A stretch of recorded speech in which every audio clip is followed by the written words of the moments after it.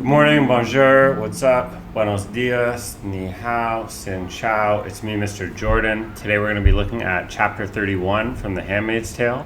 We're going to start off with a brief recap and summary of what happens in the chapter. Then we're going to go on and do a close line-by-line reading and look at a few specific quotes. And we'll finish off with a few vocabulary words as well as their context and definitions within the chapter. Without further ado, in chapter 31, brief recap and summary. Our narrator, Offred, goes for another one of her walks with another handmaiden, Offglen. They pass by the church and then they see more bodies hanging on the wall. One of the bodies is marked with a J, and she wonders to herself if that signifies Jewish or Jesuit, and we're given a bit of backstory about how some people were allowed to escape from Gilead because they were Jewish and they were shipped on boats to Israel, and other people would fake or pretend or play at being Jewish to try and escape, and some of them were caught and persecuted. So we see that there was a weird sort of division where the Jewish people were accepted as sons of Jacob, but accepted only insofar as they left, which is of course not really acceptance. So they were sent into exile. And then we also have a moment where Offglen tests Offred with a password into the grapevine or the underground.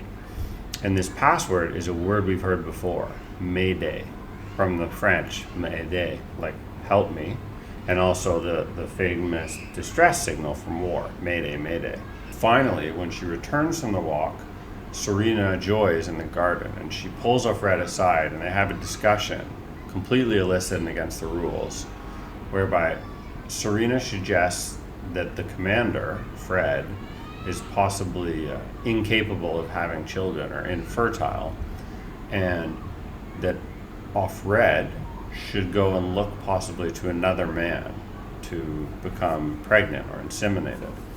And the idea is that maybe Nick is the right fit for this. And of course, Serena Joy presumably doesn't know that Nick and Offred already have some interest in each other. And finally, Serena Joy, the commander's wife, gives some incentive to Offred. She gives her a cigarette and a match. And she also says she'll find a photograph of Offred's real daughter and bring it to her. And this, of course, sets off a whole chain of events with the narrator, Offred, because it's confirmation that her daughter is in fact alive. Now let's do a closer line-by-line reading of a few specific quotes and extracts from chapter 31 of The Handmaid's Tale. So in the first bit we're going to look at, the narrator, Offred, is talking about her husband, Luke, who's still missing, or it's unknown his whereabouts. And she's sort of missing the quotidian or the day-to-day aspect of being in a relationship, right? She's no longer considered a human. She's no longer allowed to participate in the regular, the normal of her past life, and she's missing that. So she tells us, I'd like to have Luke here in this bedroom while I'm getting dressed, so I could have a fight with him. Absurd, but that's what I want. I think this is a signal of her desire for emotions, right? For human contact physically, but also for the sparring or back and forth banter and give or take scenario of an actual relationship where there's a more equal power dynamic or an exchange, right? An exchange of ideas, an exchange of wills. And she's no longer in that position because she's subjugated at the bottom of the hierarchy in Gilead. An argument about who should put the dishes in the dishwasher, whose turn it is to sort out the laundry, clean the toilet, something daily and unimportant in the big scheme of things. So see how she directly references this division of labor in the household, right? Which is a big part of the sort of first and second wave feminism movements, especially in America. Say, who's doing the dishes? Who's doing the cooking, right? All this unpaid domestic labor. So it's no coincidence that Atwood references these particular activities. We could even have a fight about that, about unimportant, important. So about words, about definitions and labels, which so much of this book is about, how people are labeled or defined by society and what their role or activities become in society based on that label they're given, right? Handmaid, commander, wife. Each of these words signifies what your own cultural or value is to society, what the norms are that you must perform. What a luxury it would be. Not that we did it much. These days, I script whole fights in my head and the reconciliations afterwards, too. So again, I think this signifies this idea of a parlay, of a back and forth, of arbitration and negotiation, and two parties coming together in a relationship where they have equal footing, or at least where they're bringing different individual perspectives to the table. And that's gone from her life now. There's also this important passage where Glen, the other handmaiden, tells Offred about the password Mayday, a word that we looked at in an earlier chapter. Maybe I'll link that video here. Mayday, she says. I tried it on you once. Mayday, I repeat. I remember that. Mayday. Don't use it unless you have to, says Glen. It isn't good for us to know about too many of the others in the network, in case you get caught. So again, there's this idea of the precious nature, the commodified nature of words, how important a word is, both for what it signals and who it can incorporate in the guilt, or who becomes what based on the words they use and the language they speak. This also references this ongoing game of Scrabble between Offred and the commander, right? Who gets to use what words? Who plays with these words? Who controls language? Again, remember, books are banned, right? Women aren't allowed to read. The words signify power here and control. I find it hard to believe in these whisperings, these revelations, though I always do at the time. Afterwards, though, they seem improbable, childish even, like something you'd do for fun, like a girls' club, like secrets at school, or like the spy novels I used to read, on weekends when I should have been finishing my homework, or like late-night television. She's hinting at this idea of recreational, fun pastimes, all of which are gone now, right? But this idea like you were in on the club, like you were having a bit of fun. Passwords, things that cannot be told, people with secret identities, dark linkages. This does not seem as if it ought to be the true shape of the world, but that is my own illusion, a hangover from a version of reality I learned in the former time. What's happening here is Offred is again reminding us or telling us that unlike Moira and her mother, she had an element of sort of gullibility or acceptance, right? She tended to take the easier route in life. And because of that, she was probably more likely to believe in the friendliness of her neighbor, in the kindness of the world at large, and of the government to protect its people. All of which has, of course, failed her in the current dystopian reality. And the last piece we're going to look at, it's when Serena Joy has suggested to Offred that they break the rules, and to try and get her pregnant, she sleep with another man, preferably Nick.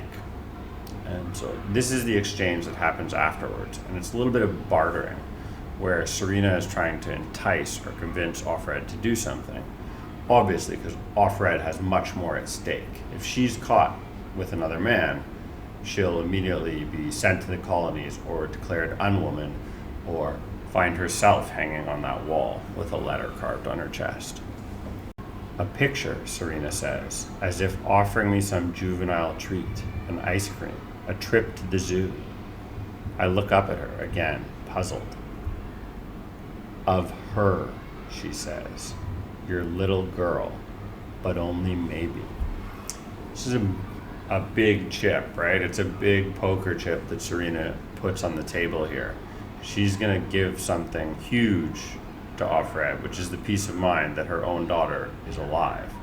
Remember, this whole narrative is flickering back and forth on this idea of her being capable or incapable of producing a child.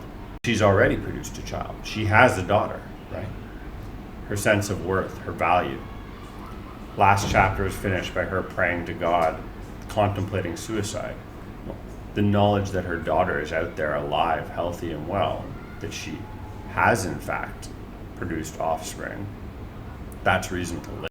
She knows where they've put her then, where they're keeping her. She's known all along. Something chokes in my throat. The bitch. Not to tell me, bring me news, any news at all, not even to let on. She's made of wood or iron. She can't imagine. She's real venomous words here. Offred is angry, and she's using that, rude, demeaning, animalistic word of insulting Serena Joy. And again, there's real serious gender dynamics and politics when you use a word like that. But I can't say this. I can't lose sight, even of so small a thing. I can't let go of this hope. I can't speak. Again, she's telling us she's muted, right? We're hearing her thoughts, but these thoughts are an internal monologue. She knows she can't say this to Serena Joy. She doesn't have that power. Let's have a look at a few words and do the vocabulary for chapter 31 from the Handmaid's Tale. Abolish. Formally put an end to a system, practice, or institution. Generally, we think of the example of slavery in America being abolished, but you can also abolish a tax. So it comes from the Old English word and the Latin stem abolere, destroy. So it's to destroy or completely destruct something. And what's referred to in this chapter is actually 4th of July. So she says that the idea of Independence Day was abolished. And there's some serious symbolism and significance there, right? If you abolish July 4th, you abolish Independence Day, you destroy the whole system of values and norms created by America celebrating life, liberty, and independence. Reconciliation. The restoration of friendly relations, the act of making one view or belief compatible with another, the action of making financial accounts consistent, harmonization. So there's a kind of reconciliation in this chapter between Serena Joy and Offred, right? No matter how angry the narrator is at the commander's wife, how much she dislikes or distrusts her, the offer of a photograph of Offred's child, her daughter, and then also the gift of a cigarette, which, remember, cigarettes have been used as currency in prisons, in internment camps for, literally for hundreds of years. This is a real form of currency. And that's a reconciliation, right? Serena Joy proffering a gift. Of course, she wants something in exchange for it. Convert. So to convert means to change the form or character or function of a thing. So you could convert a car from being mechanized and functioning with a combustible engine to an electric car that uses electricity and a charged engine on a battery pack. So it's a conversion, a switch. But in a person, it often refers to someone who's been persuaded to change their religious faith. So converting from Catholicism to Judaism, or converting to Islam from Christianity. And what's happening in the last chapter and in this chapter is Offred is considering or possibly going through a conversion, right? She was pondering the idea of God's existence, and now Serena Joy is trying to win her over with gifts and offers of a photograph. And at the same moment, Glenn is giving her the password to become part of the underground or the resistance. So she's going from this sort of independent, lonely state where both sides, both teams are kind of struggling over her, and she has to make a choice, right? She's going to have to convert to one side or the other.